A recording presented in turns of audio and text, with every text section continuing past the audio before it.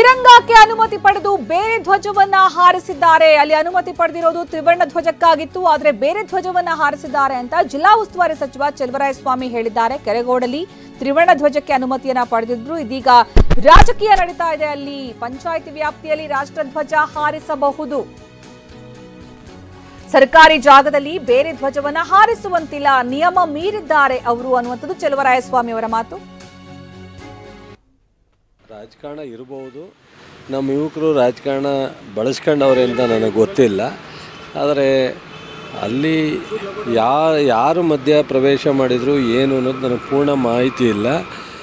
ಬೇರೆಯವರು ಯಾರೋ ರಾಜಕಾರಣ ಬರ್ಸೋಕ್ಕೆ ಪ್ರಯತ್ನ ಮಾಡಿದಾರೋ ಅದು ಗೊತ್ತಿಲ್ಲ ನನಗೆ. ಬಟ್ ಆದರೆ ಪಂಚಾಯಿತಿ ಪ್ರಿಮಿಸಸ್ ಒಳಗಡೆ ಅವರು ನ್ಯಾಷನಲ್ ಫ್ಲ್ಯಾಗ್ ಹಾರಿಸ್ಲಿಕ್ಕೆ ಅನುಮತಿ ತಗೊಂಡಿದ್ದಾರೆ.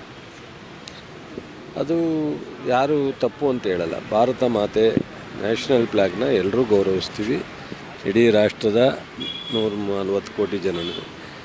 ಆಮೇಲೆ ಆ ಫ್ಲ್ಯಾಗ್ನೂ ಹಾಕಿದ್ದಾರೆ 26ನೇ ತಾರೀಕು ಸಾಯಂಕಾಲ ತೆಗೆದು ನೆಕ್ಸ್ಟ್ ಡೇಗೆ ಬೇರೆ ಫ್ಲ್ಯಾಗ್ ಮಾಡಿದ್ದಾರೆ. ರೆಜುಲೇಷನ್ನು ನ್ಯಾಷನಲ್ ಫ್ಲ್ಯಾಗ್ ಮಾಡಿದ್ದಾರೆ. ನ್ಯಾಷನಲ್ ಫ್ಲ್ಯಾಗ್ ಹಾಕ್ಲಿಕ್ಕೆ ತೊಂದರೆ ಇಲ್ಲ.